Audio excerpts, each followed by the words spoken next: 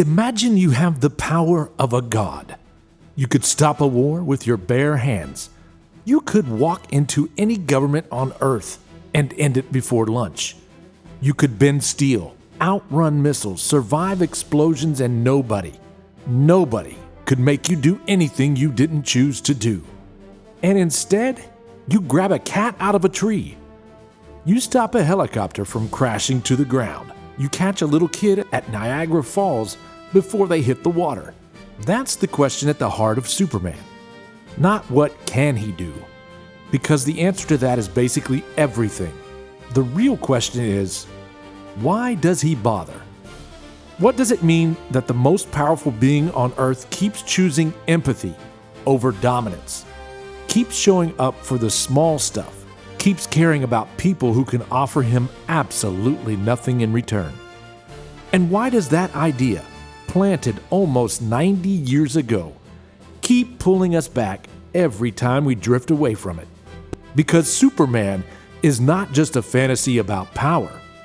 He is a moral argument about what power is for. To understand what Superman actually stands for, you have to go back to 1938. Jerry Siegel and Joe Shuster created a being of staggering power whose entire purpose was to protect the vulnerable. Not rule them, not terrorize them, not stand above humanity in judgment. Protect them. Two kids from Cleveland watching Europe slide toward catastrophe, and strongmen rising everywhere. And their response was to imagine the opposite: someone with all the power and none of the cruelty. That matters, because Superman is not just a cool concept. He is the opposite of the strongman fantasy. Most power fantasies ask what a man can do if nobody could stop him. Superman asks a harder question. What kind of person would you have to be to have all that power and still choose restraint? That's why the character lasts. The powers are not the philosophy. The choice is. And every version of Superman that truly works finds its way back to that idea. The 1950s George Reeves version helped lock in one specific flavor of it: Superman as a civic protector, a reassuring public presence. Less distant God, more dependable guardian. Post-war America wanted a hero who was clearly on your side, and that version of Superman made sense for its moment. Then the 1978 film changes everything. Richard Donner wanted Superman treated with emotional sincerity, not camp, not parody. He wanted the character to feel true. And Christopher Reeve was the key. What made Reeve definitive was not just that he looked the part, it was that he understood the moral tension inside the character. He knew Superman only works if the power never swallows the person. His performance suggests something crucial. Clark Kent is not just a disguise. Clark is where the soul of the character lives. The awkwardness, the gentleness, the humility, and the longing to belong. Reeve once said Clark was easier to play because he was closer to who we all really are. And you can feel that in every shy glance, every nervous stumble, every small human beat he refused to turn into a joke. That is why the performance lasts. When Lois brushes Clark off and he gives that tiny, deflated little "oh," it tells you more about Superman than any feat of strength ever could. The most powerful being on Earth is still vulnerable to one of the oldest human wounds there is: not being seen by the person he cares about. That is not comic relief. That is the whole point, because Superman only matters if, underneath all the invincibility, there is still someone emotionally reachable. Not a god floating above humanity, a person powerful enough to leave humanity behind, and good enough not to. So what does Superman actually believe? At the deepest level, he believes power does not give you the right to stand above others. It gives you a responsibility to stoop down. That's why the most revealing Superman moments are usually not the biggest action beats. They are the moments where strength is filtered through tenderness. The rescue instead of the conquest, the protection instead of the punishment, the hand extended instead of the fist closed. That's the real philosophy of Superman. Not that might makes right, but that might should serve. And that is much rarer than it sounds. Most heroes are built around some version of force. They hit harder. They endure more. They impose order. Even when they are noble, their moral authority is often tied to violence. Superman can fight. Superman can overwhelm. Superman can become terrifying if he chooses to. But the versions people love most are the ones where those things feel like the last resort, not the identity. The best Superman stories are not about domination. They're about disciplined compassion. That's why the time reversal in Superman still works. Not because it makes scientific sense, it doesn't. And not just because it's mythic and visually huge. It works because emotionally, it reveals the whole character. He's not acting like a distant god in that moment. He is acting like someone who cannot bear to lose the one person he loves. He breaks the rules of the universe not to prove his power, but because grief is stronger than obedience. That human core is what makes the fantasy live. And it's why Christopher Reeve's version still lands so hard. Reeve described Superman in one striking word: a friend. Not a ruler, not a weapon, not a superior being tolerating us from above. A friend. That word matters because it cuts against almost every lazy reading of the character. A friend is not defined by how much damage he can do. A friend is someone who shows up, someone who helps, someone whose power is made safe by character. That was Reeve's genius. He made Superman feel emotionally safe. And that is actually harder than making him feel powerful. Power is easy to dramatize. Care is not. Care requires restraint. It requires steadiness. It requires confidence without cruelty. It requires a moral clarity modern storytelling sometimes struggle with, because in the wrong hands it can look corny or soft. But in the right hands, it becomes profound. Because what Superman offers is not just protection.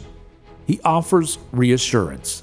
He tells us that immense strength does not have to become arrogance, that superiority does not have to become contempt, that someone could see every human weakness we carry, our fear, our confusion, our selfishness, our failures, and still choose to love us enough to help. That is not childish. That is radical. And even the smaller, more domestic interpretations of Superman keep circling back to the same truth. The versions that resonate most are usually the ones where Clark's longing for connection matters just as much as his ability to save the day. Because Superman is never just about being above humanity. He is about wanting to be with humanity. That desire to belong is not a weakness in the myth. It is the heart of the myth. So what happens when you strip that empathy down and leave the scale, the burden, and the alienation?